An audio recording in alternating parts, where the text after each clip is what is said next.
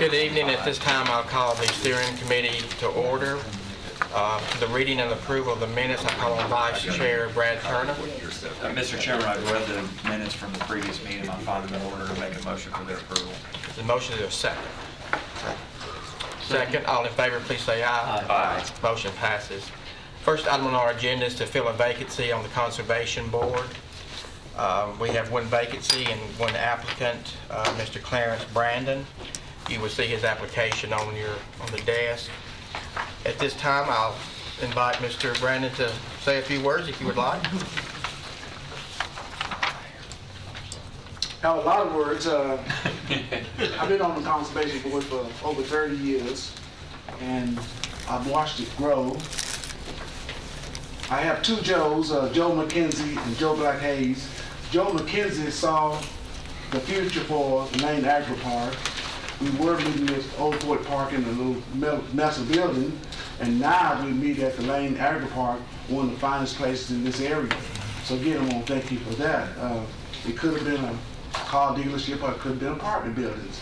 So again, Joe McKenzie did a good job. He could see the future. I was there when they talked about moving to Lane Agri Park.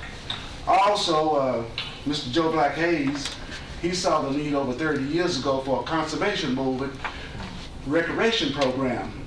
Now, before Mr. Joe Black Hayes was on the board, and now we have recreation all over Rutherford County, winter recreation and summer recreation, and we serve over 40,000 people.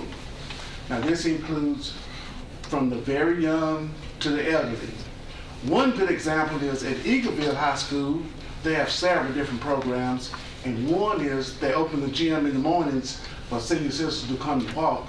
So again, Rutherford County has one of the best recreation programs in the area. I work at Kittrell, and sometimes at Kittrell, students from other schools come to visit and come from other counties. And then when they come from other counties, often the parents will ask, how do you all do this? And they just know that we're doing a good job in Rutherford County. And sometimes they go back to their counties, but somehow the finances are not available. And also we have a director, Ben Cates. And Ben Cates been with the program for many, many years. And also he does a good job. So again, I'd like to be on this board again. And again, I've enjoyed working on this board. And you commissioners, sometimes you do such a good job that it becomes a bad job. Well, that's a good job. You're doing such a good job that Rutherford County is a place that everybody wants to be. So that means you're doing a good job. Now, some counties and some cities are losing people, but we're gaining every day. So that means you're doing a real good job, and I appreciate that. Also, we have the farmers market out there at Lane Agri Park. And again, repeating, this is one of the best venues in this area, the farmers market. And also in that building is the United States Department of Agriculture, which make it very convenient for people to do. And most recently, they're building some type of playground at Lane Agri Park. So again, I just enjoyed being on this board, been on it a long time, and I want to commend you for doing such a good job in making Rutherford County an attractive place to be. And also our mayor, Ernest Burgess, is the mayor. And again, it's just so progressive. Like I said at first, everybody wants to be in Rutherford County. And sometimes they're leaving, but they're coming to Rutherford County. Again, I would like to be on this board again. Thank you. Mr. Brandon, you mentioned several names, and one name I'd like to mention is Clarence Brandon. Thank you. You do a great work, and the work you do helps this county grow and provide those services to our kids and our senior population. Thank you. You should be commended also. Thank you. I mean, even the peon mayor, but Any other questions or comments? I'd like to make a motion for Mr. Brennan to fill the vacancy on the Conservation Board. Second. Is there a second? We have a motion on the floor. All in favor, please say aye. Aye. Motion passes. Thank you, Mr. Thank Brandon. you. I want to skip to item number 3 at this time, the litigation list. Mr. Prairie? Good evening. I have one item on the litigation list I want to bring up. It's item 4. KW is the case, and I'm recommending that we farm this out to an outside firm. This is the 4th class action lawsuit that's pending against the county. There are 3 that we're already handling. This is the 4th one. This case has been, I'm not going to get too far into the details on it in a meeting like this, but the case had been pending for a little while because there were some cases around it. There were several cases filed at one time. We successfully got rid of the others, but this one remains. It's going to be probably a big in terms of the amount of work and so forth involved, and we have a 6-man firm, and we can only do so many class action defenses at one time. So I'm suggesting that I've already spoken to the mayor about this, and let the chairman know that I would bring this up. There's a firm in Nashville that we've used, that the county's used before. Randy Mantooth is the lawyer there that usually has sort of been the quarterback there.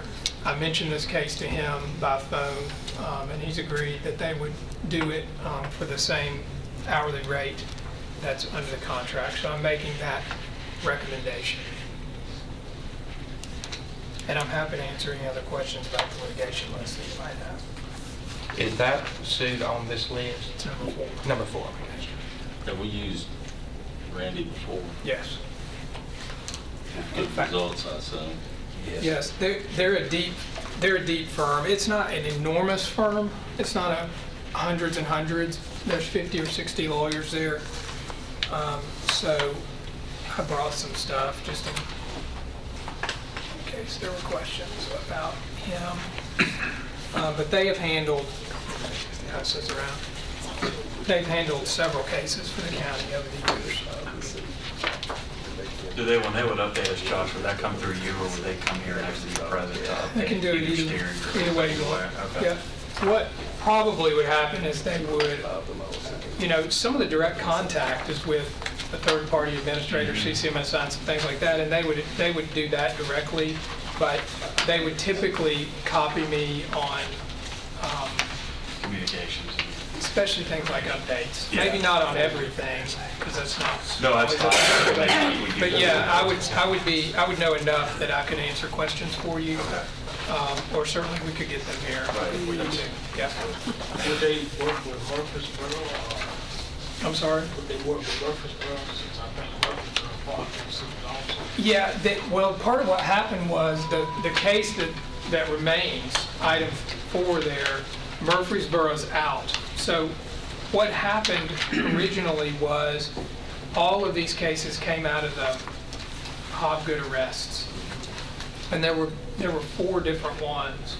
And Murfreesboro was named on all of them originally. And it got kind of convoluted because the magistrate judge combined them for case management purposes early on. But they probably shouldn't have been, really, because our deputies didn't go to Hobgood.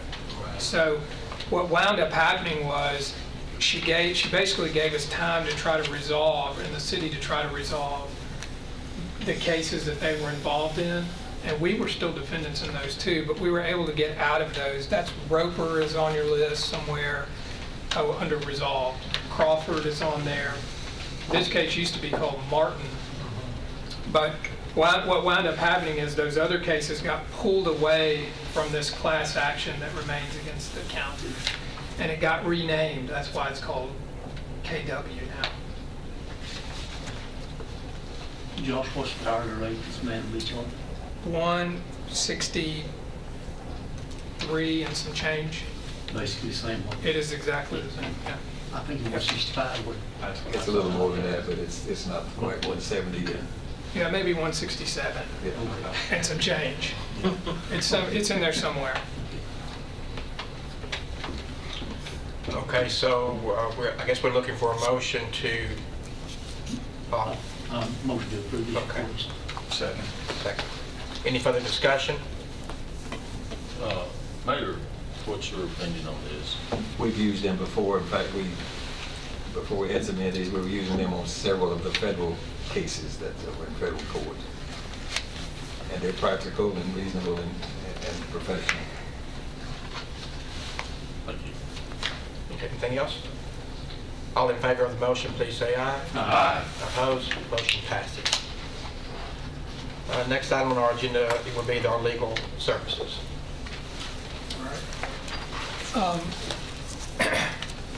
So I sent a letter to all the commissioners in January, several page letter. And my reason for doing that was because I began to realize that we were giving information at certain meetings, but it's not necessarily always true that everybody gets the same information.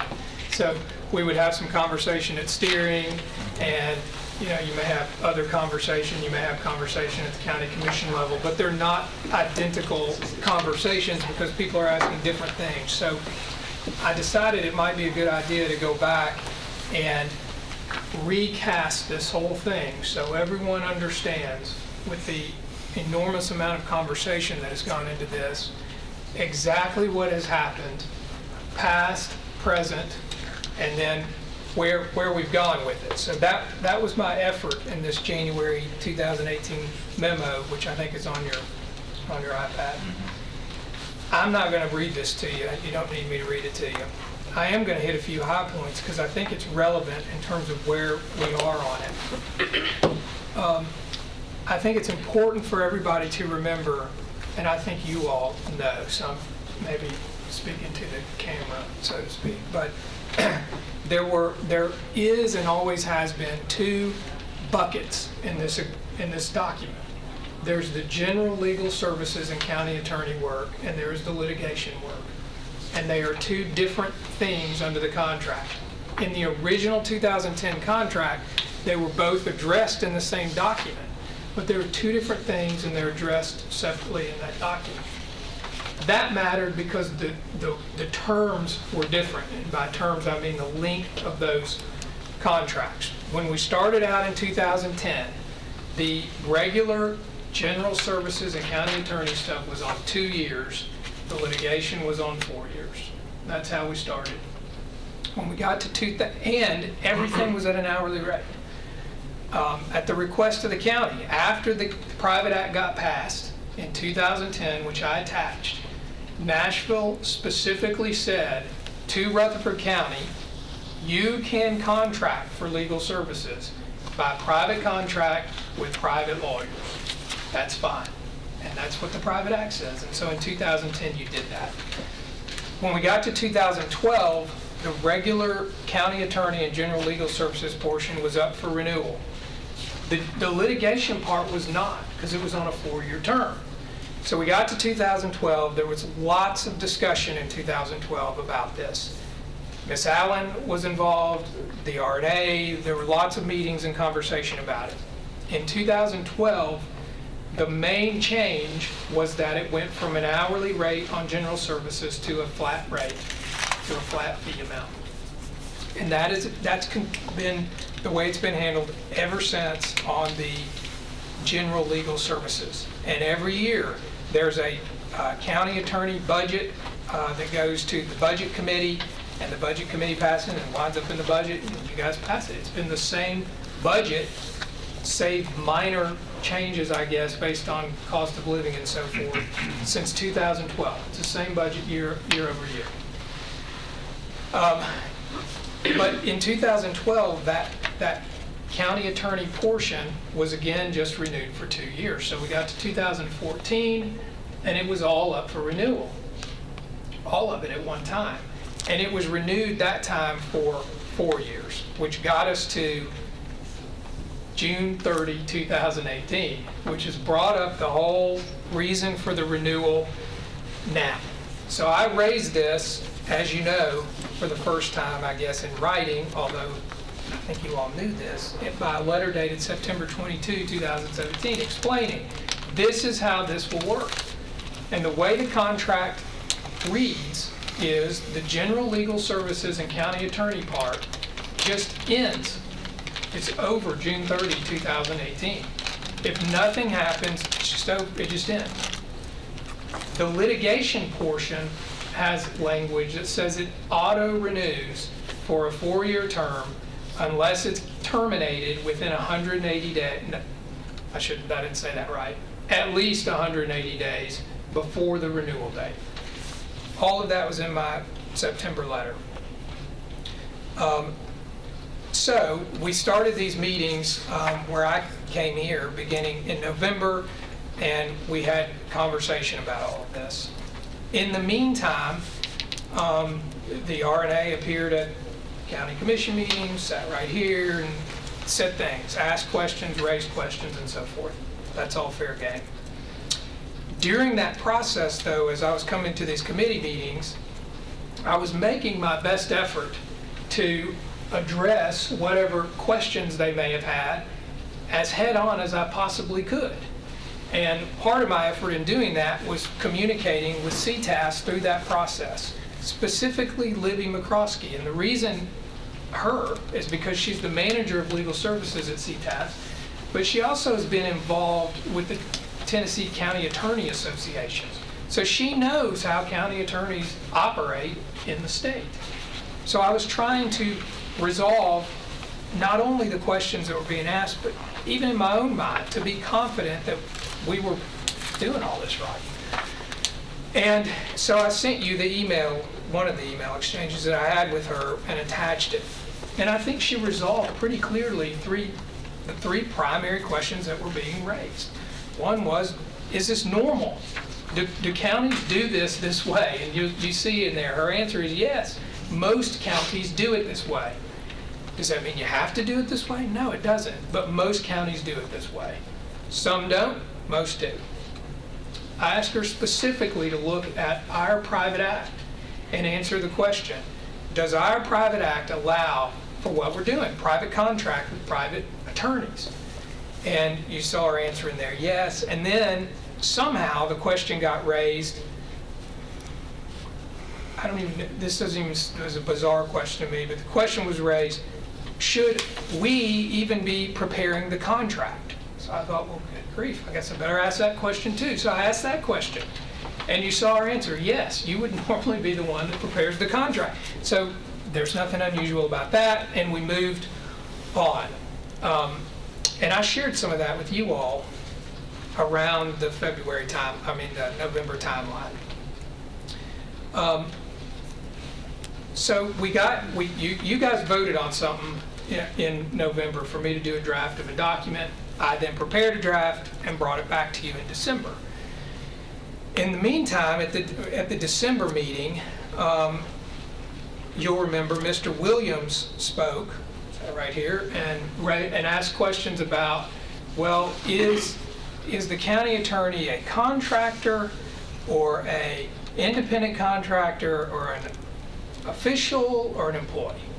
And so we had conversation about that. And my response to you then was, I am, at that point, whatever you say I am in this agreement. Because the private act says you can contract with private lawyers. It doesn't say you have to couch them in any particular term. That was my opinion then. That's my opinion today. But I say some more things about this in this memo that I'll get to here in a minute. But I talked to Libby again because I thought, well, okay, here's another question. Let me see if this needs to be done a certain way. So I did that again, and she assured me that no, as long as whatever's in the contract is clear, you don't have to use a predetermined label that everybody wants to put on things. It can just be a contract. You can just be retained counsel. So by the time we got to the December 14 county commission meeting, when that issue came up, I think somebody had raised it there. Maybe Commissioner Dodd said something about that. But I was comfortable by that point that the contract as presented was fine in that respect, if it was fine with the commission, because to me, it was clear, and that's all that's really required. Is it clear what you're doing? So I was comfortable with that. But when we got to the December meeting, the motion out of this committee was basically 4 years on both pieces. And then you'll remember there was some conversation, there was a motion to amend it to 2 years, that passed, and then 2 years was voted on, which was something different than I had considered or that we'd even discussed. I think Commissioner Turner had brought up at steering maybe 2 years on the county attorney part, but no one had brought up 2 years for both pieces. So I wasn't really prepared to respond to that at that meeting in December, and I think that was clear at the meeting. Which gets us back to here. Now I stuck some stuff in here in item 4 about what we do, because I think, even though I think most of you know in a general sense of what we do, maybe some of you don't know kind of what we do. And the nuts and bolts of the county attorney component of it consists, quite frankly, of a lot. It's really quite a bit that we deal with on a pretty regular basis, and I detail some of those things in here. It's a lot of meetings when you add up all the meetings, when you add up the presentations. I just spoke at the mayor's Tuesday thing last week. That's a pretty regular occurrence. There's a lot of that stuff that goes on. The litigation piece, you'll remember at this committee, probably about last March, Commissioner P asked, is there some way you can tell us what's going on with this? And I said, sure, we can tell you what's going on. So ever since then, we've done this litigation list. Every single month, I've tried to keep you informed about what the litigations are. We don't get into the minutia because it wouldn't be appropriate in a public meeting, but there's enough there for you to know what they are, generally what's going on, and I've been trying to move those from active list to resolve list month over month, so you can kind of see what the activity looks like and you have a sense of what's going on, and it gives you the opportunity then, if you have questions, to ask for an executive session or something at the county commission level and ask whatever you want to ask. So I've tried to do that throughout.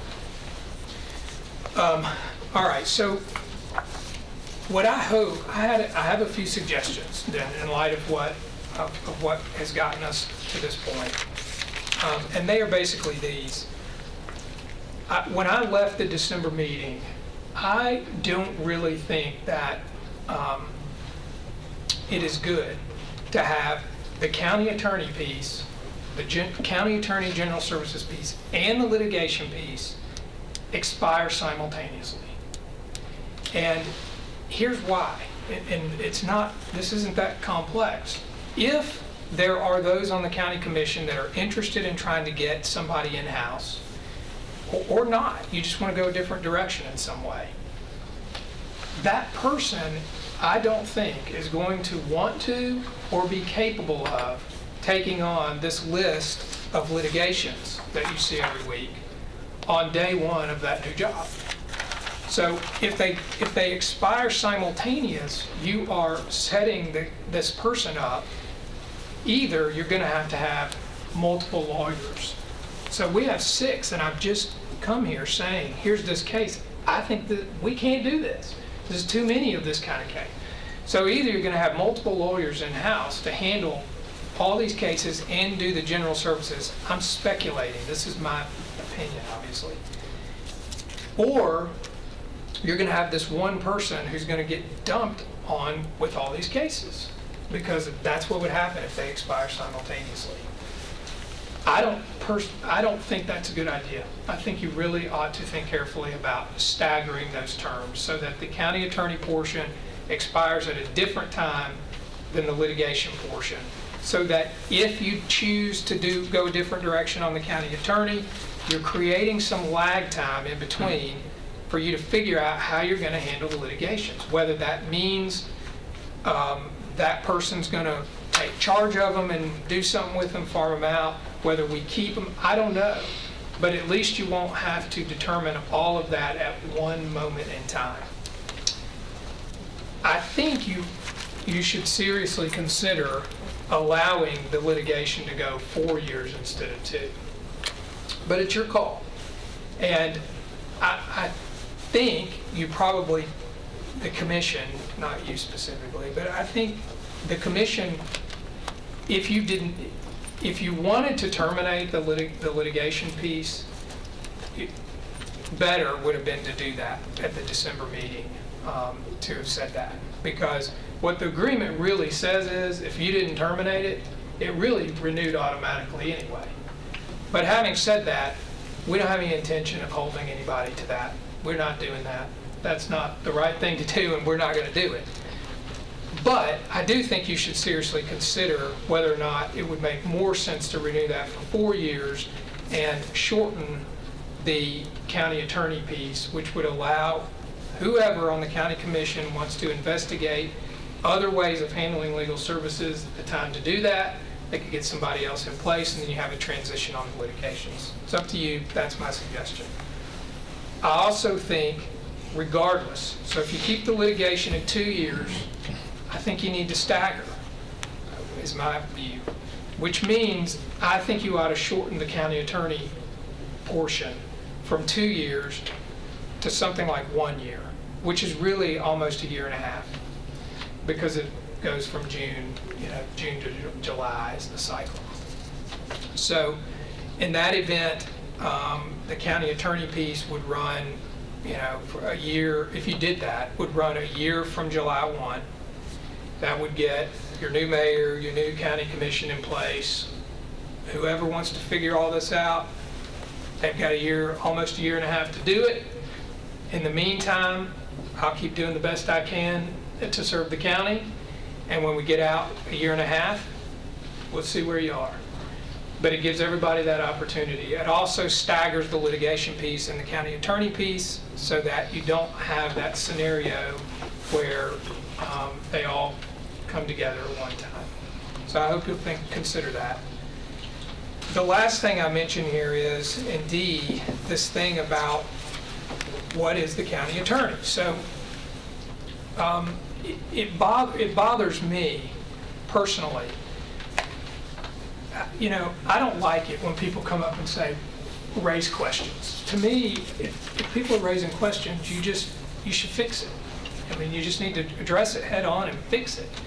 So if there's some question about whether or not the county attorney needs to be in a label, in a bucket that we all understand, official, employee, independent contractor, and everybody's more comfortable with that, I don't have a problem with that, as long as we drop it in the right bucket.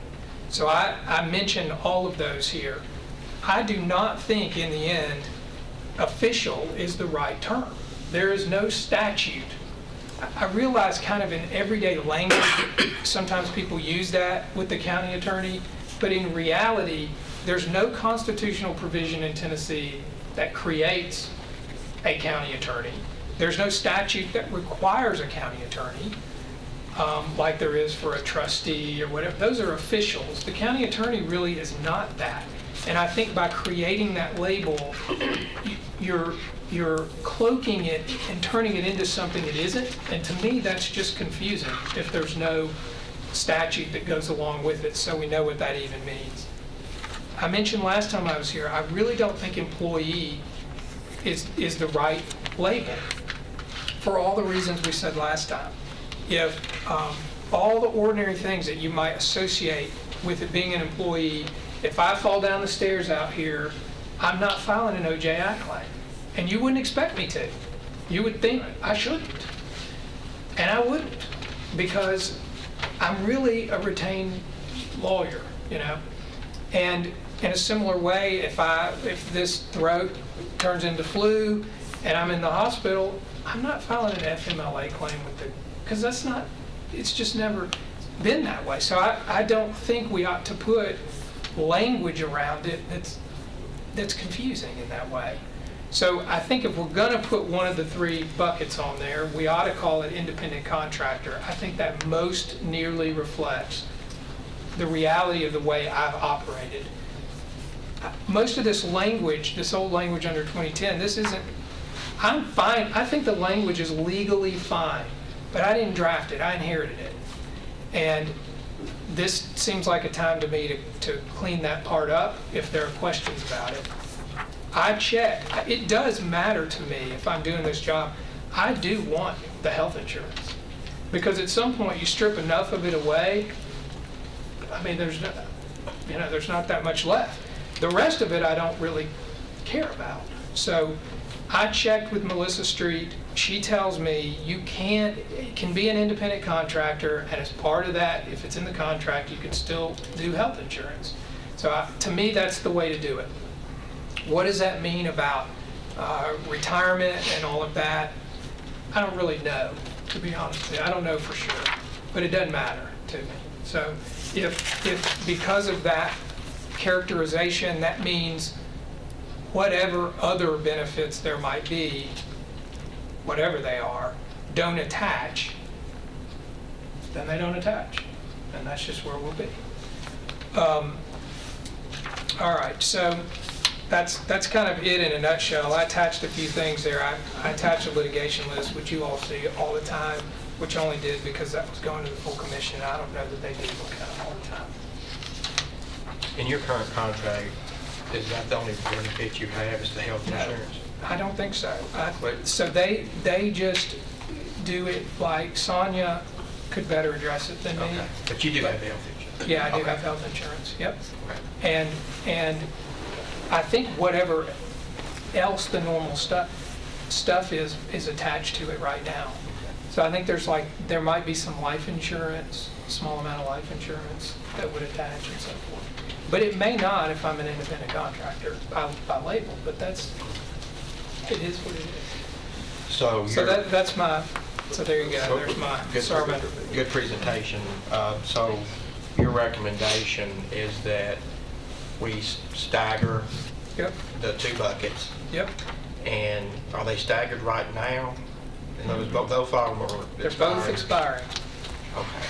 Well, I mean, you could argue the litigation renewed, but I'm not Okay. arguing Gotcha, that. gotcha, gotcha. Okay, committee, any thoughts? Questions? Yes, sir.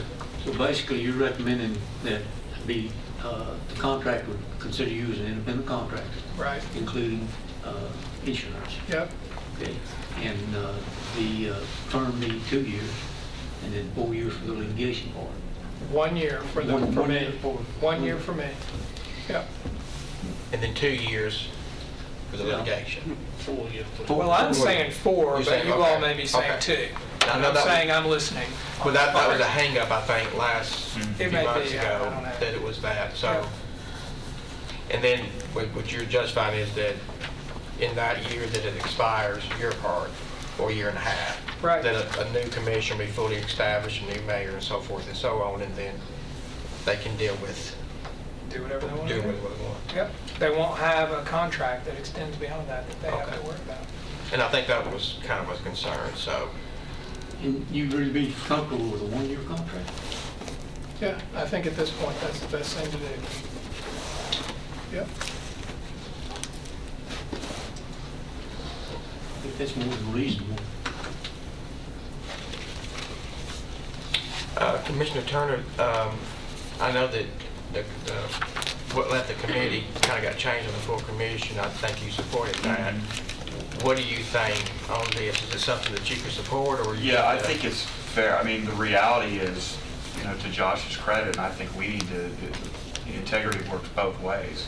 Josh and them really wanted to push that 180 days. They were well within their right to do it because we messed that up. So I think for me to sit up here and stonewall that based on the fact that he gave us a second chance, I don't think that's right.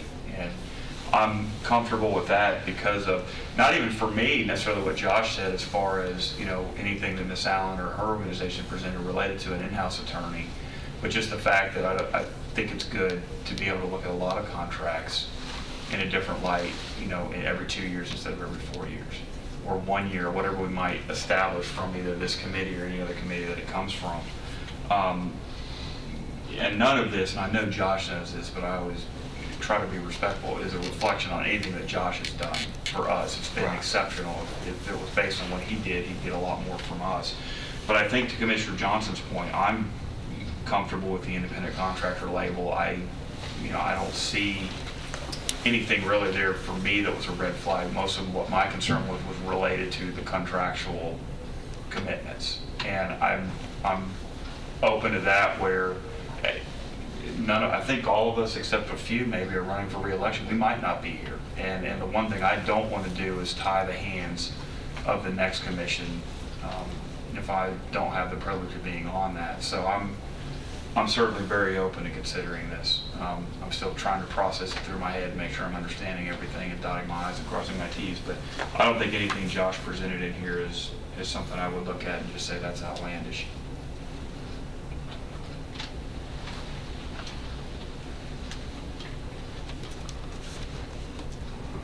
Okay, so what he's kind of proposing is a 1-year contract for the general services, and he prefers 4, but 2 years to stagger it for the litigation. And to be honest, I hope that what we can figure out tonight comes unanimous, so that we can get the full support of the commission. So it's not like back in December where it wasn't approved, what we decided was not approved on the full commission. So I guess we need to determine independent contractor. I think we all probably agree on that. A 1-year general services contract, and then so now we just need to decide or 2 or a 4-year on the litigation. Let me ask a quick question. Yes. The legal services, if we did 1 year, when would it start? July 1. Well, July 1. Of this year and expire July of next year? To me, we're going to give that new commission exactly what Commissioner Turner said he didn't want to do. We're going to hand them a ball that they're going to have to deal with the first 6 months, first 2 or 3 months that they're here. They're going to have to deal with it immediately this next fall. So You deal with the how, Commissioner. In other words, they're going to have to deal with the contract to see whether well, they want to. they would have 6 months to settle in, and then early next year they can start looking at, they want something different. Yeah. Am I wrong? Yeah, but what I'm saying is they're going to have to start dealing with it quick. I mean, you can't just 6 months down the road say, okay, let's change. They're going to have to deal with it for months in advance to decide what they want to do. And I think it's just the opposite of what Commissioner Turner was saying. So I just think that we, as a commission, are making a mistake. Well, what is your suggestion? My suggestion is to go back exactly the way it was: 2 years on legal services and 4 years on the litigation. So you want 2 years for his contract and then 4 years? But let me say, I really personally would prefer 1 at this point. I'll withdraw that then. I'm just saying, what if Josh comes up next summer and said, I've had it with you guys, I'm tired of messing with you. I'm not going to do it anymore. You're going to have to figure it out. Well, I think he would let us know way before the summer. No, Josh. Yeah, but what I'm saying is that Well, I agree with you 100%. I think we voted that way. the new commission, if the new commission comes in and says we don't want it, then they're going to have to start dealing with it immediately. And if I were a brand new commissioner, I'd feel real uncomfortable with that. Yes, sir. Well, if we get out that far and I'm still here, we can still have that conversation in a year and a half. I mean, I'm still open to that conversation, but I just think at this point, for me, it's better to have a little bit shorter contract than a long one. I'll call Mr. McAdoo. Yes, my question. Okay. Yes. Oh, you did? Okay, Mr. Mayor. I just want to sort of put in your framework the timing of all of this, okay? If you go a year, and I understand, I hear what Josh is saying, that year would end next June the 30th. We're in the budgeting process starting in February. All this would have to happen before we can even complete the budget, because we're going to have to hire people, staff. I don't know how many folks. If you choose to go in-house, they have to be sitting in their seats on July the 1st. So unless Josh or you make this decision probably by the end of December, you're not going to have time to practically put a team in place that really can do what needs to be done, I don't believe. So I don't know how that's going to work out. But that's only if somebody decides they want to go that route. That's right. Right now, I don't think. I know, but if you're going to go that route, you're going to have to make that decision within about 4 months, 90 to 120 days of when the new commission and the new mayor hits the ground. Because it's going to take that long to decide how this structure is going to look if you were to choose to come inside and find out how you're going to get people in place. It's going to be a really tough assignment.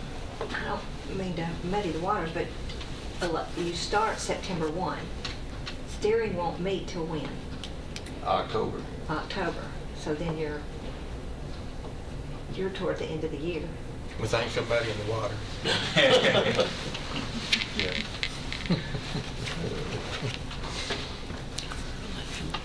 Well, let's settle the first question. Is anyone here on the committee not okay with calling the position an independent contractor? Everybody's fine. Okay, that's settled. So I think what we... Commissioner, or Chair, Mr. Chairman, I'm sorry, Ms. Nolan wanted to say Yeah. something. And independent contract, I didn't understand what the conversation might even mattered, except for IRS purposes. It's how we handle it. Okay. And I think you brought up that to have the insurance, you have to be, employed just on payroll, just to get deductions and things happening. And so that's how we've always treated it for IRS purposes on the forms that we do. But the rest of it, I agree, it's an independent contractor. But when we cut his monthly check or whatever, deductions can be made for Right. his insurance. So Right. everything's fine with that. Right, for that retirement, we've settled like sick leave, that kind of stuff, but that's not a problem. So, I mean, it truly is. It's just how we account for it through our system. But I agree with it. Well, while we're at this though, let's define by definition here what we're calling benefits. Health insurance and retirement is currently the two benefits, and this little bit of piece of life insurance. Yeah. But I'd like for this definition, that when you decide to name this independent contractor, to include the provision of health insurance, life insurance, and retirement for a typical employee. But is that in the current contract? Those No, three sir, things? it's not in It's there. not? But Lisa and I made that decision more or less Okay. back in 2006, whenever we did it. Mr. Chairman, Yes, sir. I think that'd be the prudent thing to do, to include these perks in that package for In the agreement. contracts for services. I think it would be. In the independent contract. In the independent contractor agreement. And yes, where it defines. Insurance and life insurance and retirement, I think it will be. Just a little bit of life Yes. And a little bit. No retirement. No retirement, No retirement? just insurance, life insurance and medical insurance. That's for family. He has been receiving contributions into the retirement system. That has already been happening. Now, you can stop it. I mean, I'm not saying you shouldn't do that. I thought I heard Josh say. He said he didn't have to have it. I said that doesn't, I mean, you've got to be in it a long time to even invest. You just, 5 years. Got to be in it it's 5 just years. not a, it's just not, my point was, I would rather call it what it is, which is independent contractor, and let the rest of it fall wherever it falls based on that reality, than to try to make it something it isn't. So I'm just trying to be as straightforward and honest about it as I could possibly be. I think that's what it is. if you put this other language, what you might do is put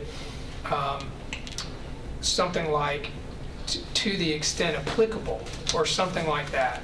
Because I don't want to get into something where you know, next meeting, Miss Allen's saying, well, he shouldn't be getting retirement benefits. And now I'm back up here again and we're talking about retirement benefits. And that's what I'm trying to avoid. Yeah. I want to clear it all up. Yeah, true. I think if you start with all of these benefits, that's probably where it really gets confusing as it relates to an employee. So I think we take the retirement out of it and just write in the contract who will receive medical and life insurance benefits. Does anyone object to that? I'm not, excuse me, go ahead. We all want to put it in the form of a motion. We are, we're trying to get these three issues, because like I said, I would like for this to come out unanimous. Do you object to, I mean, you've been getting I don't okay. object. Okay, so we got the two, we're down to two benefits, independent contractor. Does anyone object to the year contract starting July 1? That's what Josh is wanting. I'm fine with it. Okay, good. Does anyone object to the 4-year litigation? I won't object to it. I do object to it, but the reality is we screwed that up.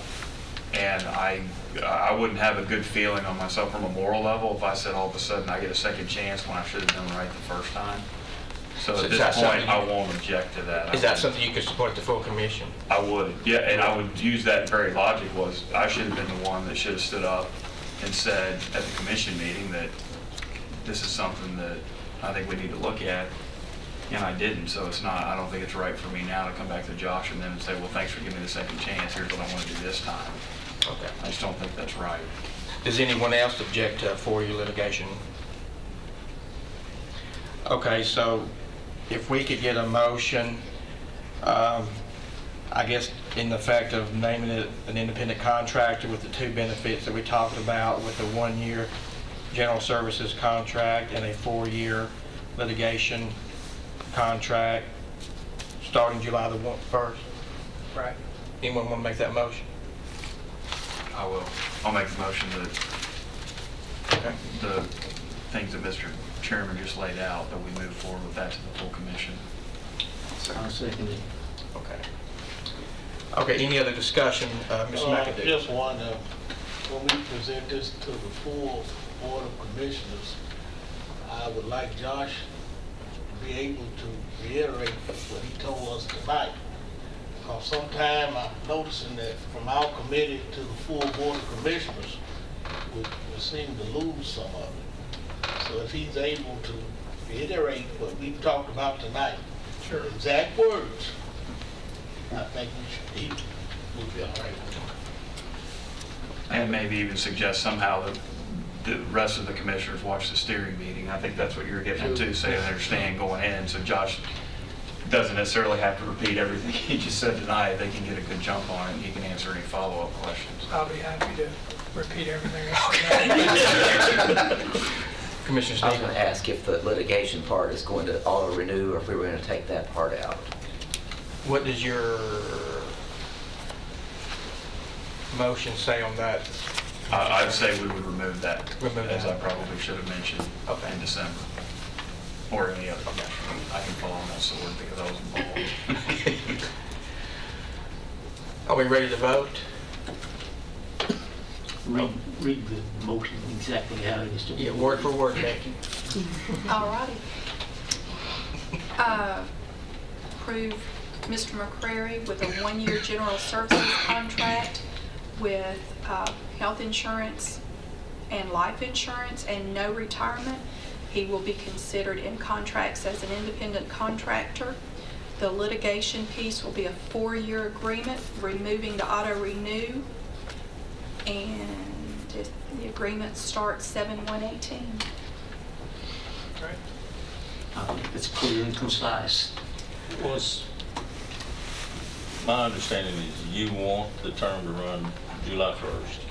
It automatically does. I mean, 'Cause the I one we're under understand that, will start. but here's the only flaw I see in this, you know, I think we can all agree on the 1 year, but I'm thinking maybe the first one, stick it 6 months in front of that, make it a year and a half, after that, go to a year, and give, you know, if a commission, that way the date falls out 6 months more and gives a commission a chance to look at hiring another attorney. Does that help you though? Because if Well, it's I up, don't know, that's that'll why- make it at the calendar year and then Well, y'all that's won't why, have funding. I don't know if that helps you or not. well, that's what I was bringing it out for, Yeah. to see if it Yeah, I don't know. happens. No, they need to make the decision fast and get it in the budget. So that's the direction you're going to go with it. I do think it will be good for everybody to watch this meeting, and if they have questions, to ask Josh the questions before the commission meeting. So he's not put in the position again of saying, I don't know what my firm's going to say if you change it. So that's what happened in our last commission meeting. And got us into this situation. The commission won't approve the budget until on or about June the 30th. You won't even have any positions approved unless you do a budget amendment early on, independent of all this stuff, to have people ready to be selected to as your in-house attorney staff, if that's what they choose to do. That's why I was saying, let's give ourselves 6 months. But I do hear what Josh is saying, it'll be in the middle of the budget period ending, which, You can amend.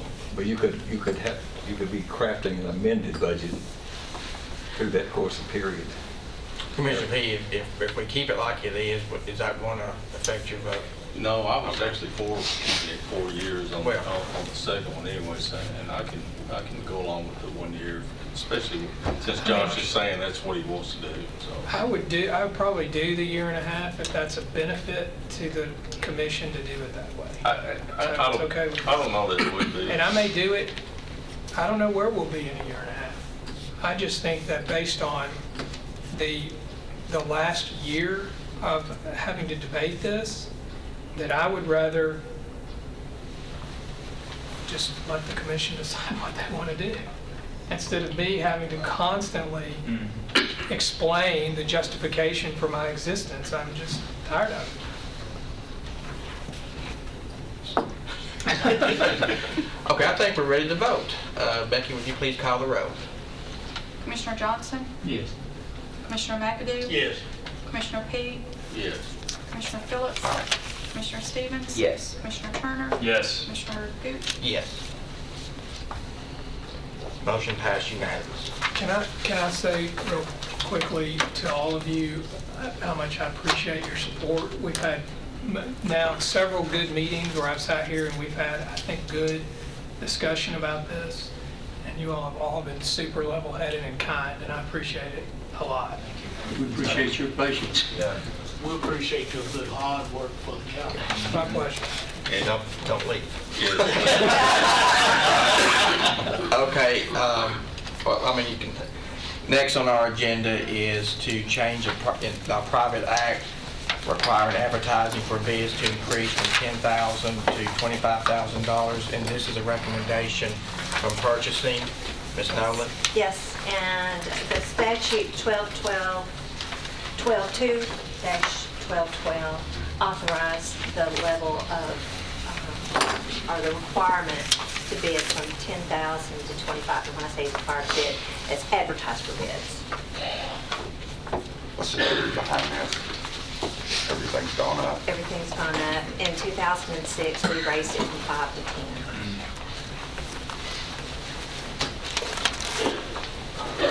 She's given us a list of examples of items that would not have gone to bid if it was currently at $20,000.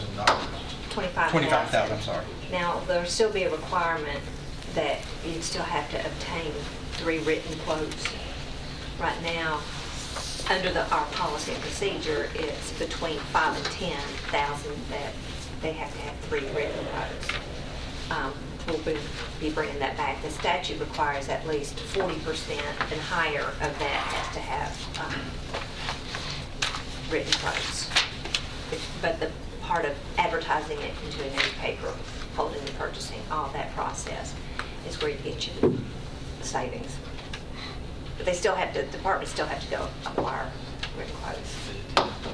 This is something that the finance department supports, Yes. the mayor supports. Yes. And I support it. That was the swing. Chairman, And You on purpose. Yes. And we talked about this last time, I guess, when we were bringing the purchasing act as a redo and clean up the whole act. And there will be another section, I think you already talked to them before when we were going through it. Yeah, some there language. was, and it's in this, so there was one spot in the new purchasing act where it made a reference to an outdated private act having to do with the Board of Education. So the Board of Education is always, does their own purchasing, they're not under this. But someone noticed that there was some language in there that made that a little bit confusing. So you'll see item 2 on the attachment is just to say they're not under this, just to clarify that. The Board of Education is not under our private purchasing act. They do their own purchasing. And always have. So it's not really a change, it's just making it clearer. Commissioner Johnson? As you recall, since you're on the purchasing committee, the question was brought up about some of the items, i.e. the sheriff's department, so forth and so on, that as the purchasing agent for the county, that the mayor would have the prerogative of questioning and bringing that back to the purchasing committee. Is that kind of basically what the summation of it was, Mr. Mayor? You remember Let the me see, I question? was sort of reading and not listening to you. Okay. The question Mr. Cush brought up about some of the items, you know, that we had questions about with the sheriff's department and so Well, on.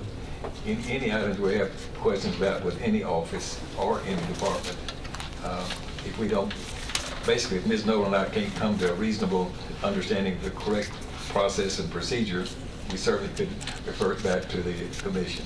It would be carte blanche. Right.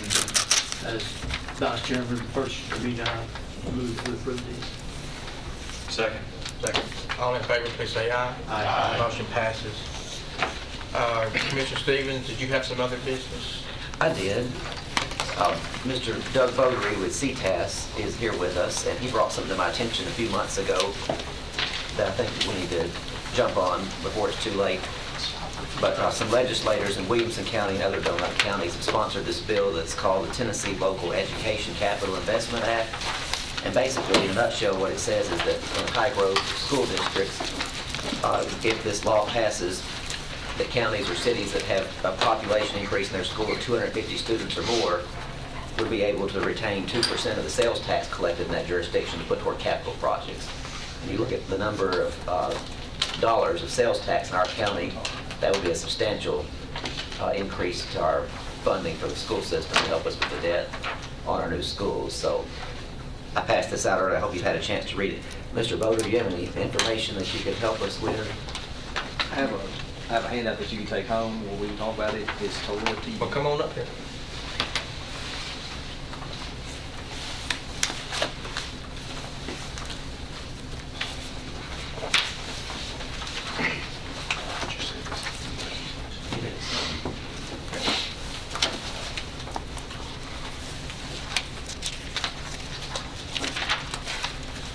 But we need to get behind this before it starts moving up there in Nashville and ask our legislators to get on board with it too. And where would the two, you said 2 cents? 2%. 2% Of the sales tax collected. And this would, And it's decided. is this the 2% of what would be going to the state? Correct. It would get sent back for education, for other capital Are projects. you talking about just in the county, or would this include the municipalities? Murfreesboro, if they fit into the 250 student threshold, would be able to opt into it as well.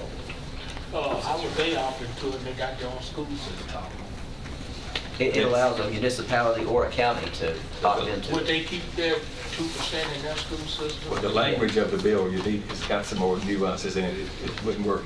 They're already getting a certain part of their money out of the state shared sales tax, so they would have to reduce whatever they were proposing to get out under this terms by that amount, so they wouldn't get the full bite of the apple. And it's 2%, and the language in the bill has been crafted. It's only 8 counties, and I don't know how many other with K through 12 school systems that would qualify for this in the whole state.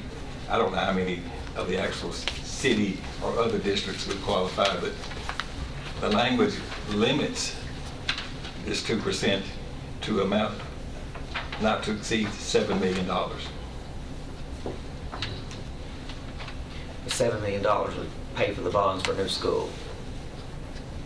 Well, yeah, you could apply for the bond for whatever the construction cost was, or you could apply it to the actual debt service for that bond issue or your whole bond issue, all the debt.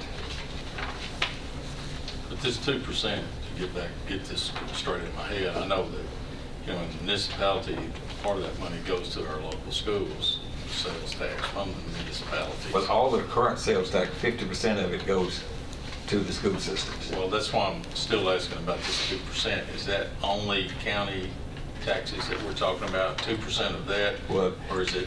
The gross sales tax is collected from the 7% piece, that's a state sales tax. 2% of that gross number is the number that would apply to the county, not to exceed $7 million.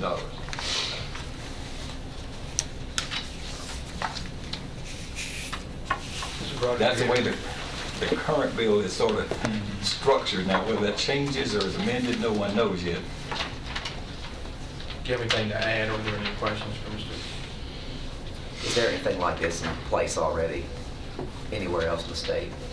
No, it's the scheme, and I just put just a quick summary of what this is.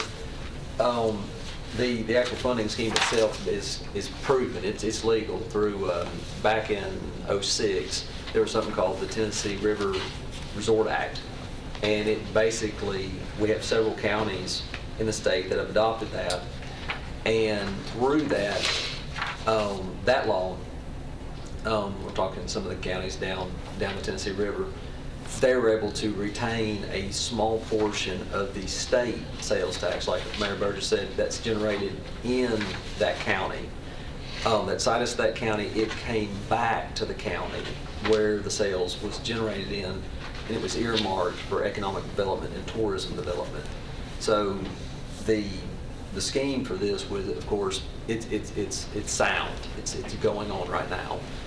What this would be is basically to replicate that, but for the need of these very rapid growth counties like Rutherford's in. Like the mayor said, there's 8 counties in the state. When we say rapid growth, you can see this right here is a list of all the ADM enrollment numbers, the growth numbers for every school system, public school system in the state of Tennessee. And if you notice, as you go through there, the first column is 2018 ADM, the second column is 2013 ADM, and then of course, that third column shows the growth of each of those school systems. And notice like Clarence said he left, but he had mentioned that some of the counties in Tennessee are actually losing. If you notice, there's quite a few that are actually losing children in their school system while we're growing. In the next couple of pages there, you see there's a bell curve where there's 8 counties that have some substantial growth in the last 5 years, with Rutherford on the third page showing we've averaged 1,000 children every year for the last 5 years. And Williamson in the next page is right in there with us. So, like the mayor said, this bill that's in the hopper would basically replicate that Tennessee River Resort Act as far as saying a portion of the sales tax that is generated citus to Rutherford County and the 7 other counties that's named here would come back and be restricted for debt service for schools or education capital projects for schools as decided by the county commission. So if this was already in effect, $6.7 million would come back to Rutherford County School System. That's correct. Based on this 2%. That's it. That's what's I assume that wouldn't affect the DEP in any way. completely separate. Why would our state legislature have any opposition to this? What's the downside? from their perspective. Small counties. Heck, you know, the other counties outside the 8, that, and as you can see, a lot of them are not growing at all in their school system. I could see that, you know, I've heard people say, well, what about them? And of course, when you see the sales tax that we have, this is the state portion of the sales tax for 2016 for each county across the state. As you can see, not only are these 8 counties growing substantially in student population, but it's basically, these are the counties that are the economic generators of the state. And with DEP funding for each of the public school systems in the state, when you look at the maintenance of effort and the ability to pay, you get into some of these smaller school systems like I said, Cannon County, where 70-75% of their school budget is DEP, this sales tax. It behooves these other counties that these economic generators of the county would continue to go and not start having a local tax burden point. Because that's what we use for, of course, our debt service. We're currently, I was looking at this year, just the audit, the CAFR, and I'm sure you gentlemen know this, we have a higher percentage of property tax going to debt service than the general operating expenditures. And of course, that with more and more schools, that's going to continue to go up. Then you get in the Laffer curve on economics, and you know you get to that point where you're taxing people and it starts slowing the economy down.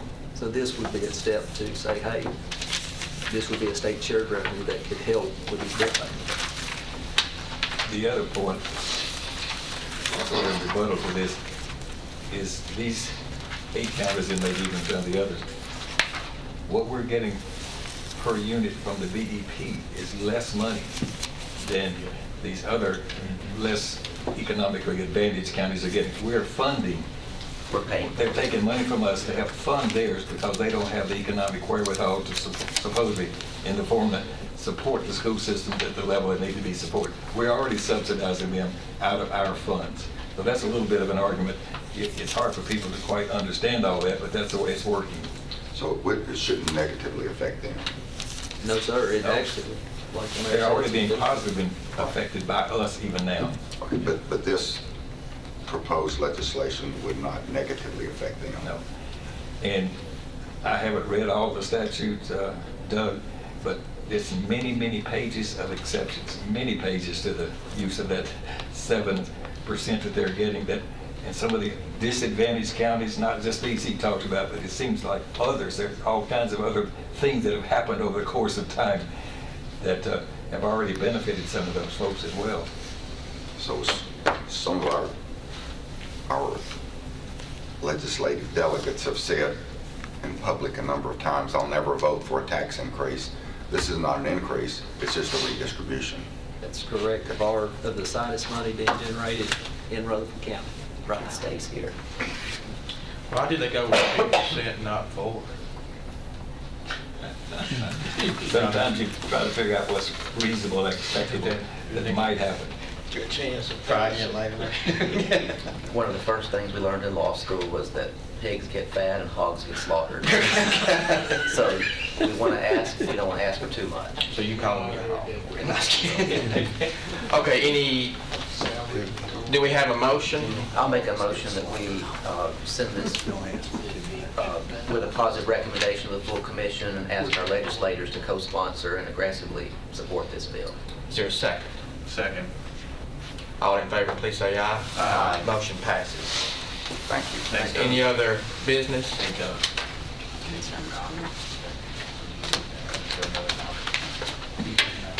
Yes.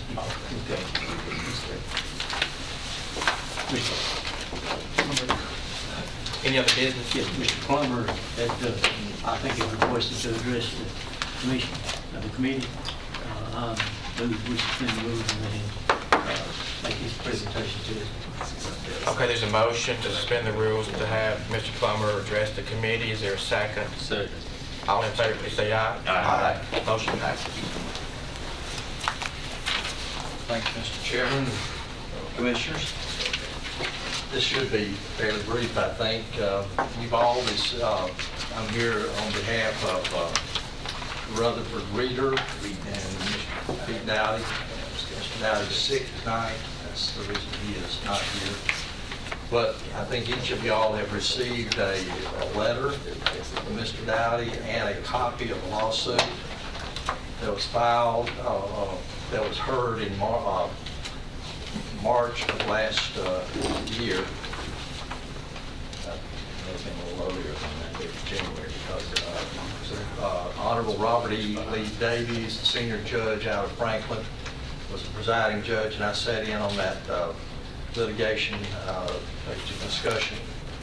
You have before you, I think, copies of the order that came down from Honorable Judge Davies.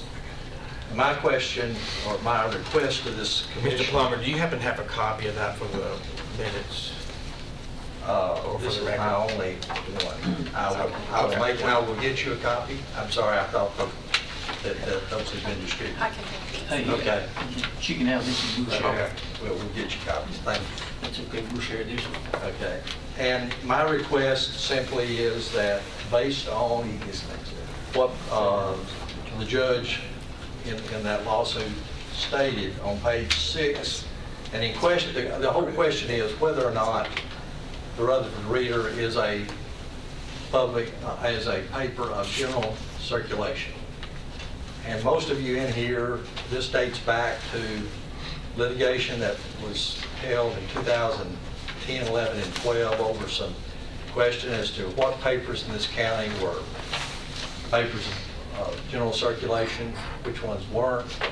And through all of that, I think 2 publications at that time finally came to be adjudicated as papers of general circulation. But because the State Attorney General was not issuing, or on December of 2009, the State Attorney General quit issuing statements as to whether or not papers were. They didn't render any opinions after that. And during this litigation in 10, 11, and 12, the Rutherford Reader had been what's the right term, adjudicated by the Attorney General earlier than 2009 that they weren't a paper of general circulation. After that, that was never clarified, that the Attorney General was no longer issuing those statements, and we've seen many papers that, as long as they meet those 4 criteria that were stated in the judge's opinion, if they met those criteria, these papers are able to accept legal publication of legal notices. The reason we're here is there's large amounts of money, and you can determine what is the amount large depending on what institution is gathering those dollars. There's a lot of money involved in legal publishing of legal notices.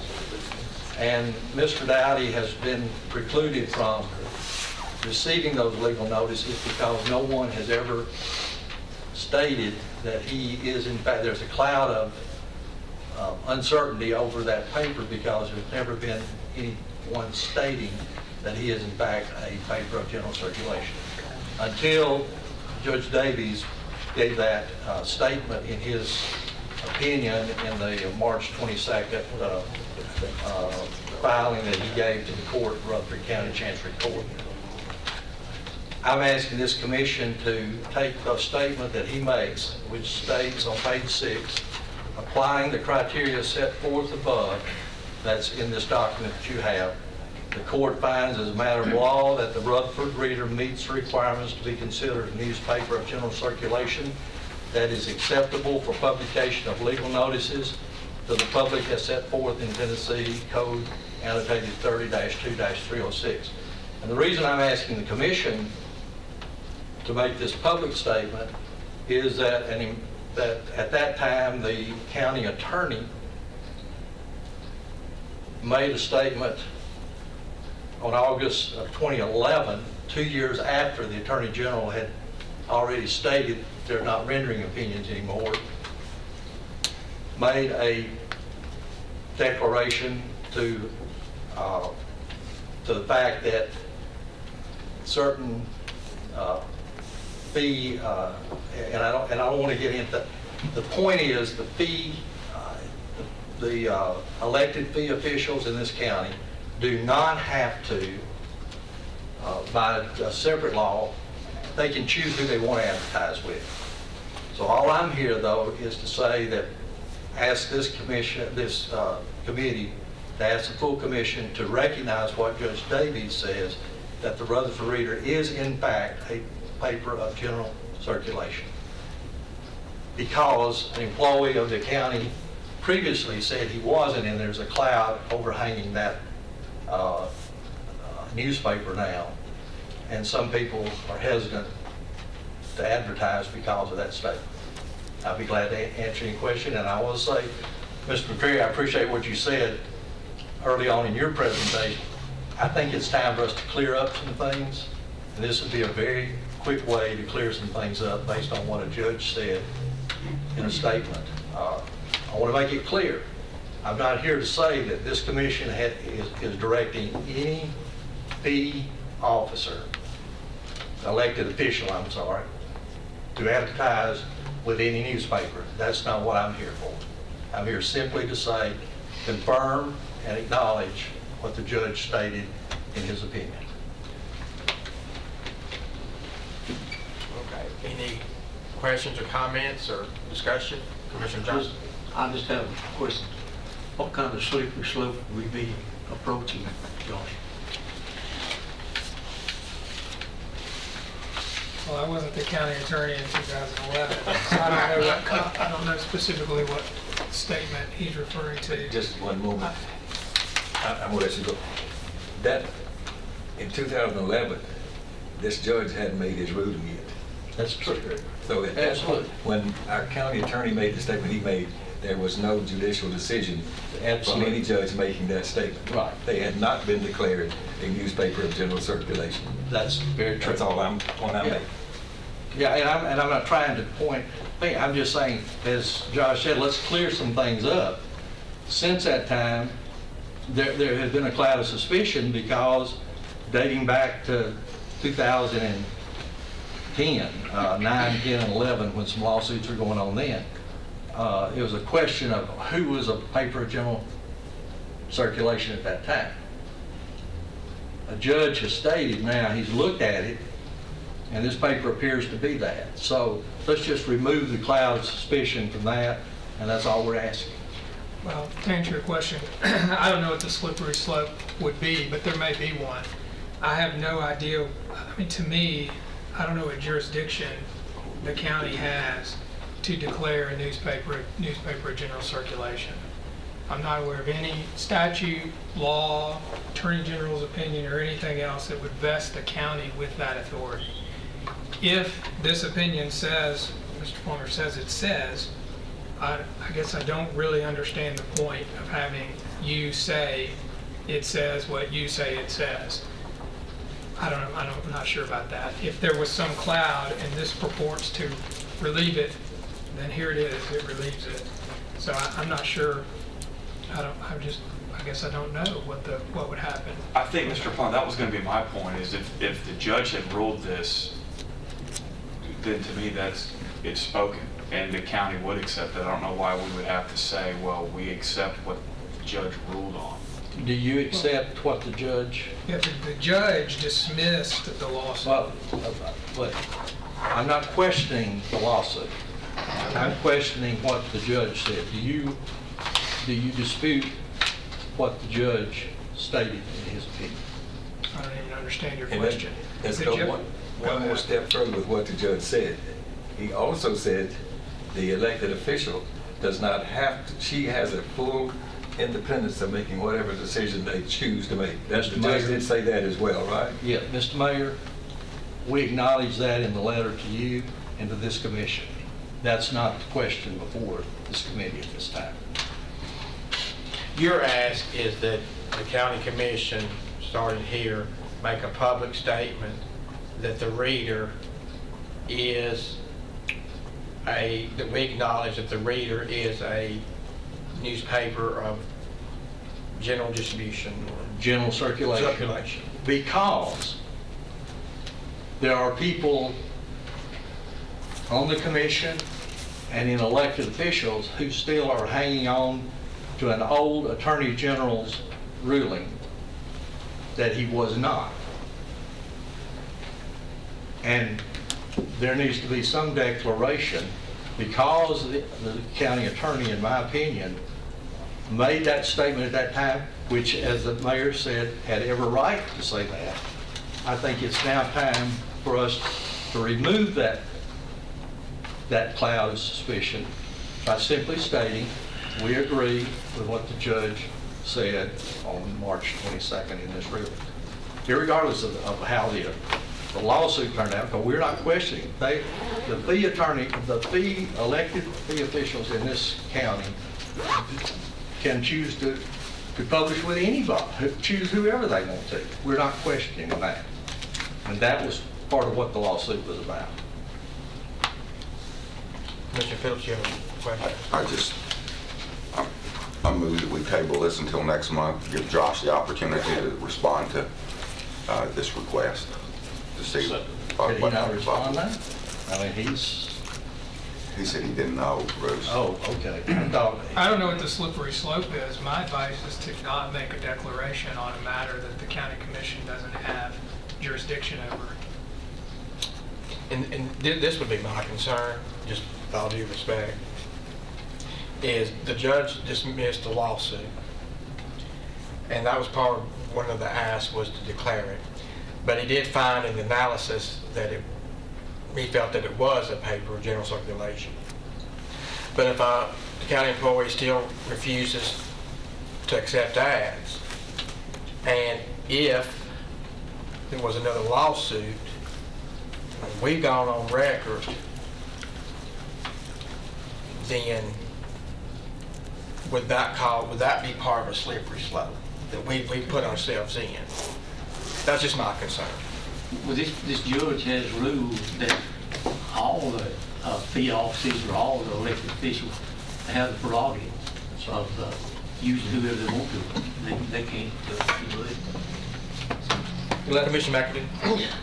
I hear what we're saying, but I'm like Jeff. I'd love for my county attorney to look into this, because since 2010, 2011, I don't know myself personally what has transpired here in this 2018. So I don't know what's been attached to or taken out, what on, so on and so forth. But if he researched it and bring it back, he may give me a clear map to take.